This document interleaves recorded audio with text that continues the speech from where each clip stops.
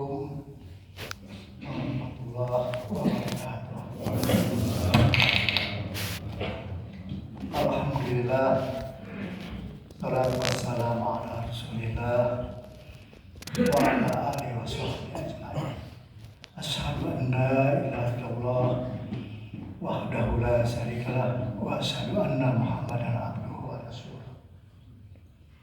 Bersyukur kita kepada Allah yang telah memberi kemampuan sehingga kita bisa hadir untuk memenuhi undangannya salat subuh berjamaah di rumahnya. Semoga hal ini bukan hanya kita anggap sebagai suatu kenikmatan, tapi juga sebagai bukti bahwa kita insya Allah akan istiqomah berkontribusi menegakkan agama Islam. Dengan demikian akan senantiasa dan saling tolong-menolong, saling melengkapi, saling menyempurnakan. Dengan demikian akan kita hindarkan setiap niat, perkataan, perilaku, perbuatan yang akan merusak bangsa. Apakah itu riya, sum'ah, takabur, meremehkan, merendahkan salah kita. Semoga apa yang kita lakukan diterima oleh Allah sebagai apa yang soleh. Kita doakan kedua orang tua kita, Allahumma ighfir lana wa li walidayna, Allahumma ighfir lana wa li walidayna, Allahumma ighfir lana wa li walidayna. Selanjutnya kita doakan para guru-guru kita, para pemimpin kita, saudara-saudara kita kaum muslimin wal muslimat di mana saja berada, baik yang masih hidup maupun yang sudah wafat. Semoga senantiasa berada dalam lindungannya. Kita juga berdoa moga-moga teman-teman kita yang sakit, yang tertimpa musibah ringankan bebannya, yang belum terpanggil itu doakan semoga suatu waktu bisa terpanggil sehingga bisa bersama-sama memakmurkan masjid Allah di mana pun berada. Pada sungguhnya Allah menjanjikan pasti kalau mereka menolong agamanya, yakni mereka menegakkan sholat, kasih karunia bersama, dan melakukan amar ma'ruf nahi munkar. Sholat lima waktu yang biasa dilakukan di masjid adalah bagian dari menegakkan sholat. Kalau kita berzakat, berinfak atau bersedekah, mengucapkan salam, menolong mereka yang susah, menyingkirkan duri di tengah jalan, mengucapkan tasbih, itu adalah bagian dari kasih bersama, sekaligus kasih kepada diri kita sendiri. Yang kita lakukan saran dan tausiah, saya berwasiat dalam masalah kesabaran sambil talabul ilmi, menambah perbenaran ilmu di antara kita sebagai bekal di dunia sana wa fil akhirati sana adalah bagian dari amar ma'ruf. Semoga kita bisa bersabar mendengarkan, mengambil yang baik, membuat yang baik. Insya Allah kalau demikian termasuklah kita ibadur rahman, hamba yang Allah cintai. Semoga kita masuk hamba yang Allah cintai.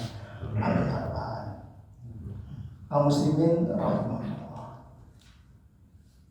Situs CEO World, CEO World, dia mengeluarkan daftar negara-negara dengan gaji tertinggi yang paling rendah di dunia. Jadi 196 negara. Hasilnya negara yang paling tinggi gajinya adalah negara Swiss. Paten itu anaknya. Tapi tentu saja paling mahal di sana. Ya. Berapa gaji rata-rata di sana? Gaji rata-rata di sana adalah 8.111 US dollar. Kalau dirupiahkan sama dengan kalikan dengan 15.000, berarti berapa itu? Ya, 121 juta. 121 juta, 9. Di sana rata-rata. Yang paling rendah 196, nomor 196, Lesotho di Afrika. Berapa? 24 dolar atau sekitar 360.000 per bulan. Itu yang paling rendah. Indonesia nomor 120 dari 196. Ini masih dicatat 5,3 juta per bulan rata-rata. Ya, di bawah. Iya. Ya, artinya para konglomerat rata-rata ya. Konglomerat itu juga di rata-rata 5,3 juta. Ya, walaupun jujur saja banyak yang bawah ya, banyak ya. Kadang bagian ya. Ketat gaji, pensiunnya piro? Gaji ya, tidak bisa ya. Pensiunnya sampai 500 juta. Ya kalau gaji gede bisa kemana-mana gitu. Naik Pak. Ya kemana-mana. Anak saya sekarang kalau gaji keluar. kecil nggak bisa kemana-mana, ya kan gitu kan. Pensi 6 lulus bar, Ya, nggak gitu masuk kira-kira. tunjangan lagi. Ya, dan top 10 itu Eropa semua. Udah lagi masuk lagi namanya. Amerika lah ya. Ada Amerika ya. Nikah lagi. Pertama itu Swiss, yang kedua Luxembourg, yang ketiga Amerika, nah, itu ya. Yang keempat Islandia, yang kelima Norwegia, keenam Denmark, ketujuh Kanada. Nah, itu jadi dari benua Amerika, dua Amerika sama Kanada, yang nggak ada. Apalagi Afrika nggak ada. Ya. Jadi yang kaya-kaya ya Eropa begitu.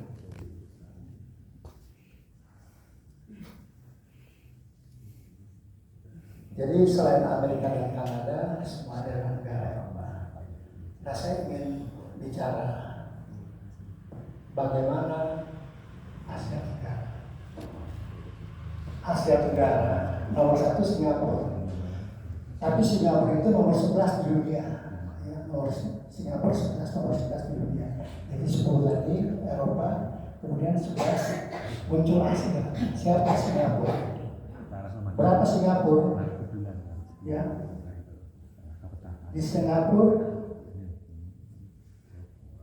4.350 US dollar atau rata-rata 66 juta per bulan.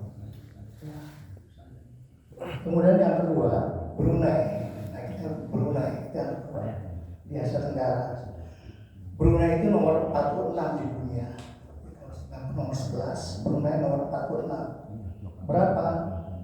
1.708 atau setara dengan 26 juta per bulan. Kemudian yang ketiga, nah ini agak jomplang ini, Malaysia. Malaysia nomor 73 di dunia. Dan dengan rata-rata 855 US dollar atau sekitar 13 juta per bulan rata-rata di sana. Kemudian yang keempat Thailand, dia nomor 97 di dunia dengan rata-rata 7,3 juta per bulan, 500 US ya, 508. Kemudian Vietnam yang nomor 5, tapi nomor 104 di dunia. Dia rata-rata gajinya adalah 448 US dollar atau sekitar 6,9 juta. Baru Indonesia yang ke-6, rata-rata 5,3. Kemudian yang ketujuh Myanmar. Saya juga hanya kok Myanmar ya tembus itu. Ya, berapa Myanmar? Sekitar 4,5 juta. Baru kemudian Filipina 4,4 juta. Kemudian Kamboja 3,3 juta.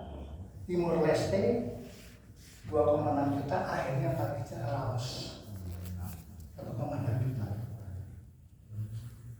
Kaum muslimin rahimakumullah. Jadi inilah gambaran bagaimana ya kita bisa melihat. Jadi kalau banyak duitnya bisa kemana-mana, kalau kurang nggak mana. Tapi kalau di Asia Tenggara saja, kalau kita aman, ya jangan ke Singapura mahal. Tapi kalau mau ke Singapura juga nginepnya di Johor saja, di Malaysia. Ya. Kenapa? Johor Baru. Karena Johor Baru ke Singapura cuma setengah jam administrasi, setengah jam cuma. Kalau dari Batam agak lama. Ya. Kalau kita mau ke Brunei ya di Kalimantan saya, ya. Kalimantan ya. Nginepnya Kalimantan, ke Brunei sekalian. Sedangkan kalau negara lain relatif sama. Malaysia hampir sama dengan kita. Bangkok juga sama, Thailand, Vietnam sama, ya kalau yang lain. Jadi inilah kira-kira kalau kita mau katakanlah travel ke sana ya. Dan kalau negara Asia Tenggara kalau kita ke Mesir umumnya masih orang-orang Melayu, bahasanya masih bahasa kita. Beberapa tahun yang lalu saya ke Vietnam, saya kaget juga ketika saya ke sana sholat Jumat pakai bahasa Melayu. Jadi bahasa Melayu kayak bahasa Melayu. Apa ngerti? Tapi khutbah keduanya baru bahasa mereka. Ya, artinya apa? Di daerah-daerah yang mayoritas Islam maka masih dipakai bahasa Melayu. Mungkin di Myanmar begitu juga, di Thailand begitu juga. Jadi kalau kita ke masjid, kemudian masih ketemu orang-orang Melayu. Gitu ya. Saya juga mendengar kalau di Kamboja juga kalau ke masjid itu masih orang Islam. Artinya apa? Kalau kita tinggal di sekitar masjid, hotel kita ada di situ, maka makan halal akan mudah karena ada lingkungan Islam. Nah jadi begitulah kalau muslim rahimahullah ya. Nah cuman kalau di Asia, negara-negara Islam paling tinggi itu justru Uni Emirat Arab. Itu kedudukan nomor 18 di dunia, Uni Emirat Arab. Baru Qatar, ya, kemudian Arab Saudi. Jepang agak tinggi juga, Jepang agak jauh juga ke bawah. Jepang Mas Warma ya, agak jauh juga Jepang. Tapi nanti sajalah dibicarakannya.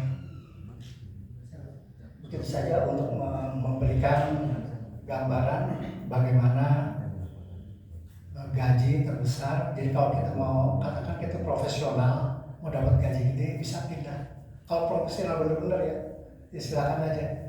Pak Ustadz Jeffrey ya kalau bisa jadi imam bagus bisa pindah ke Amerika seperti Samsi Ali gitu. Itu gaji dolar itu lumayan juga itu ya.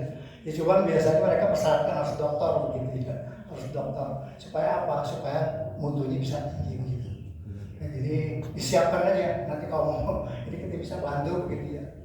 Asal disiapkan bisa bahasa Inggris, bahasa Arab nanti maka bisa pindah. Kalau kita profesional maka kita akan bekerja di mana saja. Insya Allah bisa. Ya apalagi Islam itu rahmatan dia alamin. Ya. Jadi saya rasa begitu ya. Mari kita akhiri dengan sama-sama baca Al-Fatihah.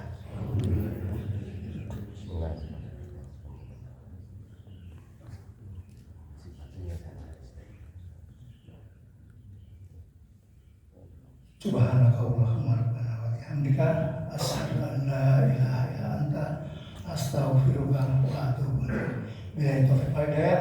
Assalamualaikum warahmatullahi wabarakatuh.